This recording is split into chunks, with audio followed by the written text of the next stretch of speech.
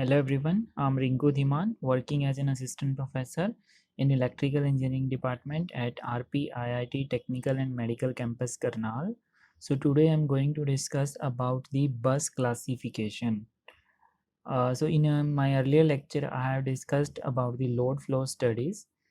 So the bus is the main concern in the load flow study, where the number of generators and number of transmission lines are connected, and in which few parameters are defined, and on the basis of those defined parameters we can calculate the number of parameters as well which are unknown. So simply if we classified the bus, then we have to consider these following factors. So first of all, we must understand what is a bus. A bus is a node at which many transmission line, loads, generators are connected. So we can say that in a single bus, or that is nothing but form a node basically. And we at that node particularly a transmission line, and or we can say that load generator are connected. It is not necessary that all of them be connected to every bus. So it is not necessary that they are connected to only a single bus. They can be connected number of buses as well. Say for generator load I have defined a single bus, and for the transmission I have defined another bus, and similarly for another kind of like equipment we have defined another bus.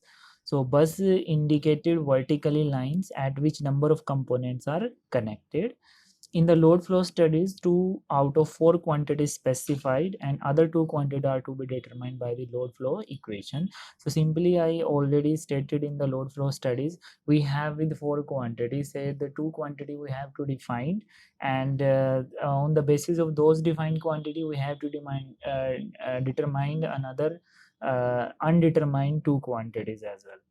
So depending upon this we can classify the buses, right? So on the basis of parameter available and on the basis of parameter what we have to determine, we can classify the buses. So here are the main 3 categories of bus we will classify. So the first one is the load buses, the second is the voltage controlled buses, and the third is the slack swing buses. So one by one we'll discuss all these 3 kind of buses in my further slide. So the first one is the load bus or PQ bus. So these buses are also known as the PQ bus. One is the P bus and another is the Q bus. So P stand for active power and Q stand for reactive power, we can say that. So a bus at which the active power and reactive power are specified. So at the P bus active power is defined, at the Q bus reactive power is defined. So that's why it is also called the PQ bus. And so on the basis of this active and reactive power, we have to calculate the voltage V and the magnitude angle delta. The of the voltage will be calculated. And these kind of buses are most common, comprising of like 80% of all buses in the power system.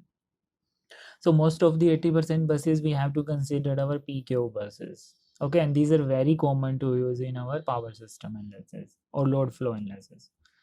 So the second is the generator bus or the PV bus. That is also known as the one bus we have to define the active power, and another bus defined as the voltage. So we can say that in which the magnitude of voltage is defined as the voltage V. Okay, and the active power is defined as the P bus.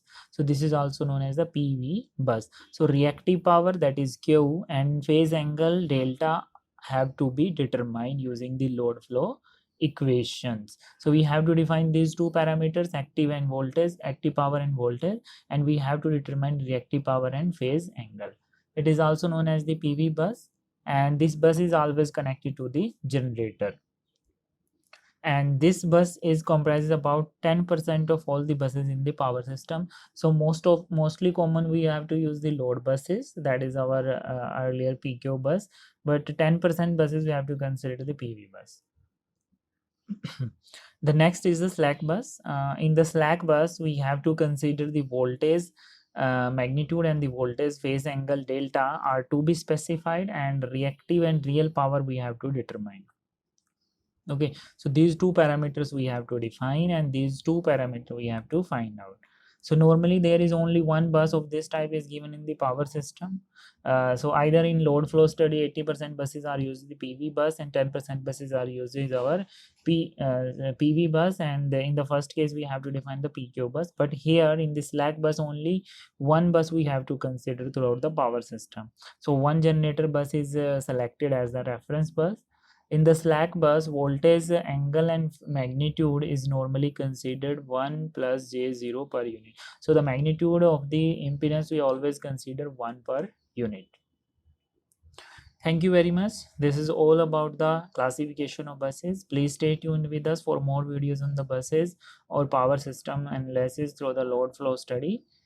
Please like and subscribe our channel. Thank you.